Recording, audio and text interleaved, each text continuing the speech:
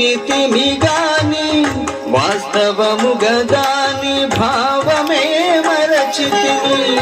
ఆచారముగా ఆలయమే గితిమి గాని ఆచారముగా ఆలయమే గితి గాని ఆచరణలు ఆజ్ఞలను విడచితిమి. ఆచరణలు ఆజ్ఞలను విడచితిమి. తుదకు వాక్యము నీవని ఎరిగితిమి. నీ ఆలయముగా మేము మారితిమి యేసు.